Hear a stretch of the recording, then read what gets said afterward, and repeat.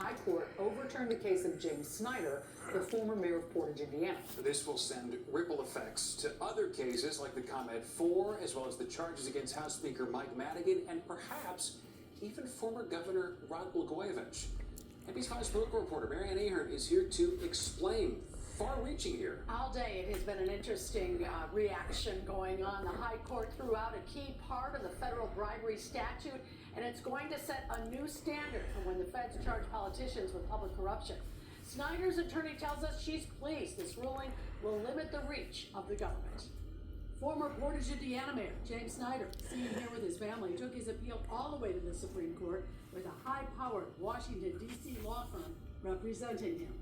Snyder was convicted, sentenced to nearly 2 years in prison for taking $13,000 from a trucking company after prosecutors say he steered them $1 million worth of city contracts. Patrick Collins is a former U.S. attorney. I do think it's a higher bar. I don't think any objective observer here could argue there's anything but a higher bar now for the government. Justice Brett Kavanaugh wrote for the conservative majority that some gratuities can be problematic, others are commonplace and might be innocuous.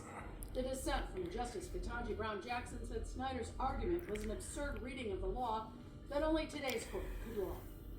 The Snyder ruling will impact two big Chicago cases, the ComEd 4 and Mike Madigan's upcoming trial. Scott Lazar, who represents former ComEd CEO Am Pramaggiore, says the Supreme Court made it clear what Am Pramaggiore was charged with is not a crime. He also adds it would be very hard for them to prevail, have to show a quid pro quo. Defense attorney Richard Klain. I think it has serious implications. The question whether the government will walk away from the case, I think that's very unlikely. As well, the feds will now be forced to narrow the 23 counts former House Speaker Mike Madigan faces. Madigan's trial delayed already until this ruling was announced. It won't change the aggressiveness of the investigations.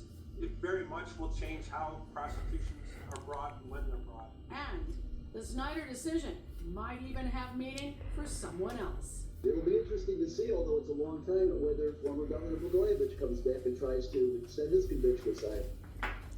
Blagojevich says his legal team is exploring all options. As for the Ed Burke sentencing, the judge last week ruled the Snyder case was not a factor in Burke's charges. Therefore, his sentencing continued this week. Back to you. Fascinating.